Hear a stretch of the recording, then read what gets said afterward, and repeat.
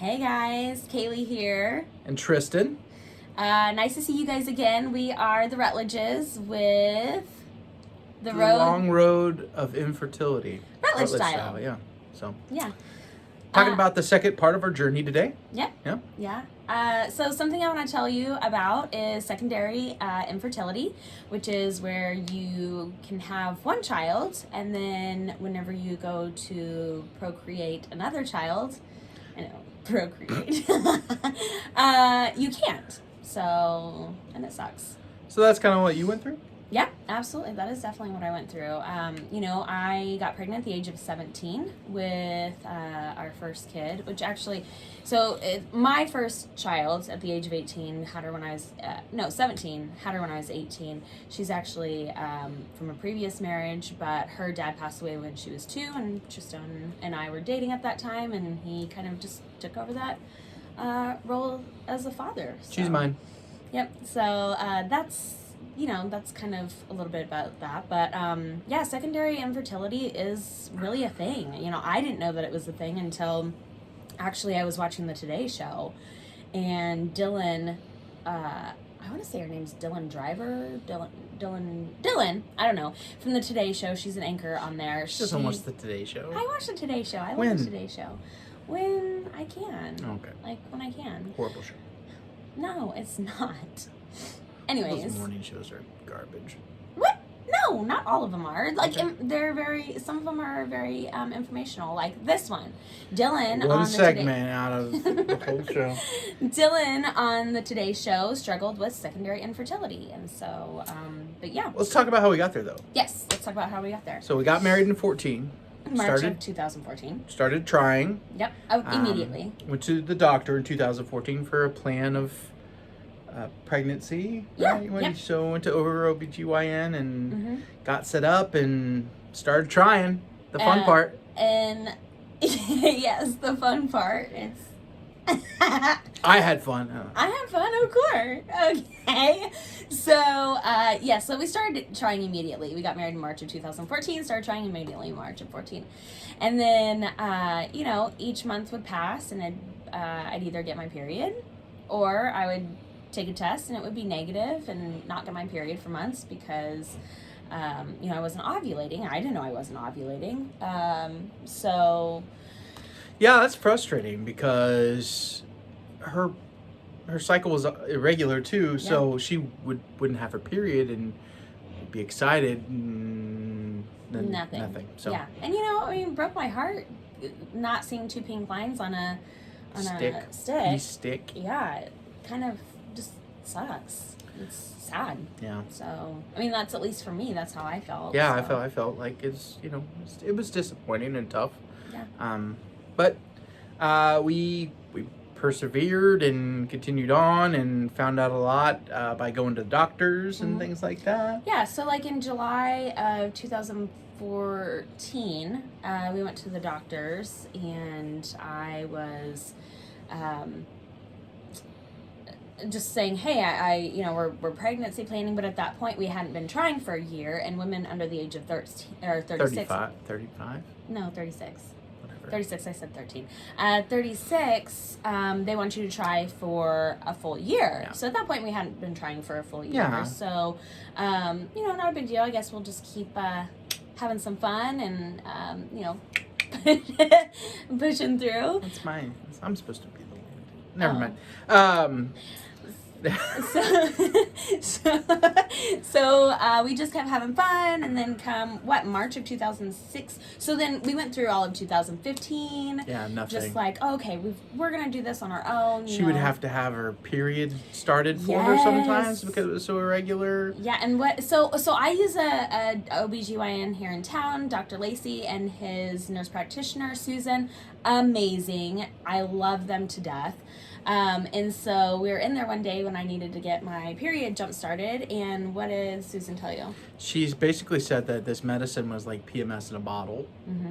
And she wasn't kidding. Yeah. Well, and on top of that, like, I was struggling with depression and anxiety because I wasn't on medication. So, like, on top of, like, huge PMS in a bottle, It, bless Tristan's heart, he put up with so much. And so finally, I got my mental health under control, taking some medication for it now. But those first, couple of years really were really difficult. I had, a lot of negative tests, a lot of peeing on strips, whether it was ovulation Yes. test or. Which we got the ovulation test in a kit off of Amazon. And I'll link that down below so you can kind of see, the test. But it's sucked. Yeah, and it almost became more of a, I don't want to say a job. A chore. Yeah, and it took the fun out of it. Absolutely. It really did. And Absolutely. schedules and, we have to and stuff like that. And then, Yeah. there's a lot to be said about that, I think. I Yeah. think that when it gets to that point and it loses some of its fun and... Yeah, but we also had people being like, oh, just don't think about it. Just have fun and it will happen. Yeah. Or asking us, well, when are you guys going to have a baby? It's like... if you struggle with infertility, you've heard that. Yes, and you're just like, bitch, stop. Which, excuse my language. Oh, this is PG-13. Oh, there's lots of language. I guess the yeah, B they've word's totally changed that. But it's like, Anyway. we don't want to have people asking us, well, when are you going to have a baby? It's like, we are trying. At the same time, you got to feel... I mean, they don't mean anything by it. They're not meaning it. So you got to take it with a grain of salt. But it's like, oh, stop trying and you'll get pregnant. It's Yeah. like, no, you won't. Yeah, we heard a lot of things. Yeah, But tons of different things. really didn't know what was the full picture of it, and we got a better idea when in 2016, March of 2016, I had my first semen analysis. And so what is a semen analysis? Because I really didn't know what it was until he had to get it done. I had to go put my Your menly fluid?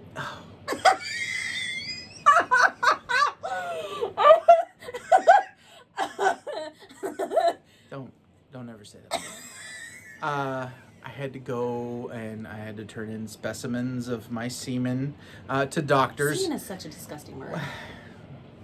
I'm gonna keep it PG-13, or at least PG.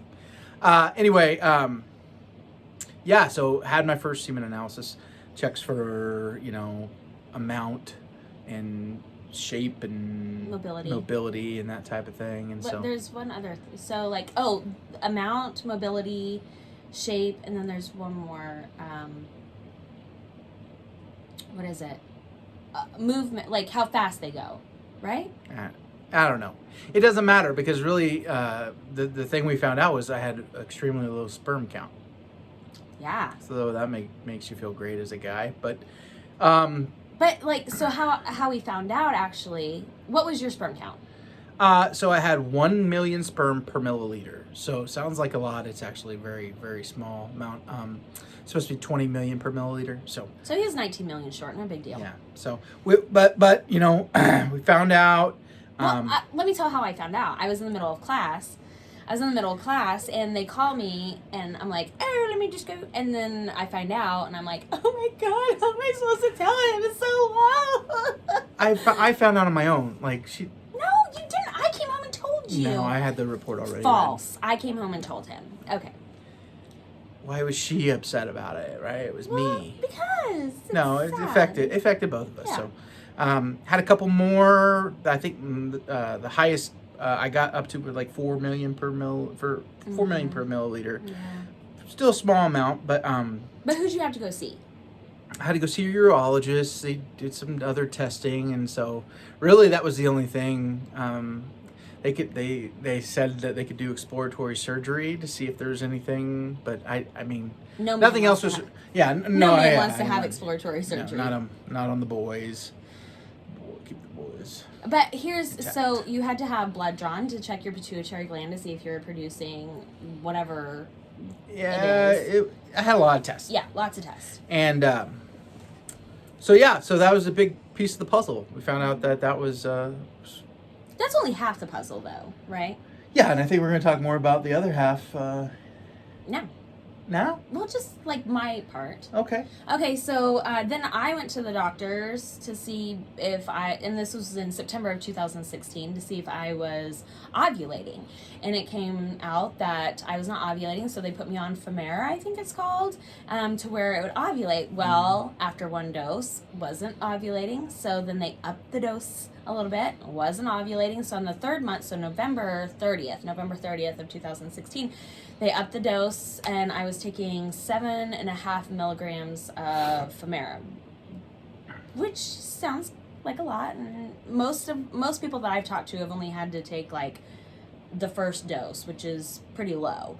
So I was high in that to ovulate. Yeah. So the combination of her irregularity and not ovulating and my low sperm count, what do we do? Yeah, wasn't working. Uh-uh. So yeah, I mean, that's kind of where we're at with that part. So I started taking that and it wasn't working. And then we had a friend who, I won't mention names because I haven't asked her permission yet, but I had a friend who was like, hey, you guys need to go up to Reproductive Resource Center in Kansas City. And we're from a small town down here. Okay, we're not from a small town. It's not a small town. Okay, it's not a small town, but it is smaller than Kansas City. All right. I always say small town. Yeah, I don't know why. Well, I mean, I grew up in Denver, Colorado. So, Aurora. So, this is a small town. Where'd you graduate high school from? Bissell. Yeah, a very small town. A very, very small town. Actually, So it's not even a town. I did not graduate from a small town. We live in a decent-sized Small city. school. I graduated from East Newton. There, I said it. I'm sorry. He graduated from Joplin. Go Eagles. So we get this recommendation to go check out this place, and I think that's what we're going to talk about in our next series or next video about those steps. But we knew we had a long road ahead of us. We did have a good support system, and friends that had gone through this, and so I think we were both excited to see what we could what our options were. I think yes, we were excited. No, we were excited, but I think we also always made a lot of jokes with, okay, well, our daughter, who's now 15, she's gonna be graduating soon. We'll go out and buy a boat. Yeah, we would make jokes like that, like, hey, she's 13 here, in 5 years when she graduates, we can go buy a boat. Well, we just use that as a cover up almost. Yeah. Just and we wanted to have a baby. Yeah. Here's something that I mean, our friends, like our Facebook. Oh, I thought you were getting ready to have a. No. Think I'm gonna cry? Yeah, I thought you were. No, so a lot of people on Facebook around that time were announcing pregnancies, and a lot of our inner circle friends were having kids, which is awesome. We love kids. We were so excited for them. We're very happy for all of our friends. But there's always that little bit of piece of you, and that's just like, oh, when is it gonna be us, or why can't it be us? And then you see, you read reports about, especially in the field that I'm in, you read reports that child abuse and neglect, and we're just like, but these people can continue to have children, and it was kind of disheartening and frustrating. Absolutely. And, Absolutely.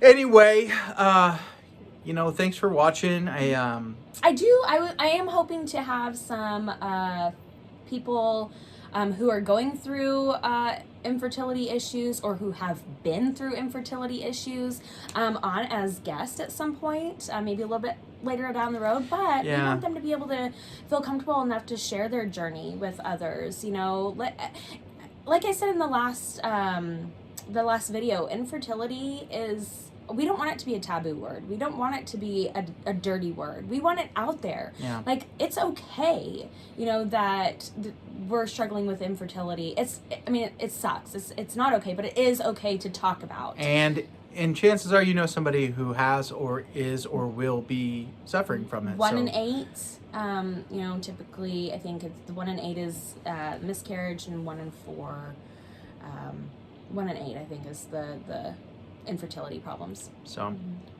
you need to cite your source. I do. Yeah. I will cite all my sources down below. Which, by the way, you know, I've been doing the daily things. I haven't been doing it every day, but I've been doing a Did You Know? So follow along with that. But we would love for you to subscribe to our channel here on YouTube. Follow us on Facebook. Absolutely. Share. What is it? The Long Road of Infertility, Rutledge style. Absolutely. So post a link to that down here too when you do that. Right. Down here. Somewhere Down here. Okay. Not here, but never mind. Also, you know, kind of our vision of this is to go through our journey in depth, talk about, you know, struggles we've been through, and then what's next for us. And then, like she said, you know, bring in some people and talk to new people about their struggles and just get the word out and hopefully help somebody. Absolutely. So please share this video with your Facebook or any social media that you're on that you want to share this video. And then if you don't, that's okay too, but we would love it if you subscribed, shared, all that good jazz. Absolutely. Absolutely. And hey, like I said, don't hesitate to send us messages for questions or anything you want us to talk about, because we are an open book. We're very open about things. At least I am. I'm super open about things. So, okay. All right. Awesome. We're going to shoot another video later this week. So I hope you guys have a wonderful week and don't get too crazy. Or you can get crazy. Happy Martin Luther King Jr. Day tomorrow. Absolutely. Absolutely. So go Chiefs. Yes. All right. What? That was just like. Bye.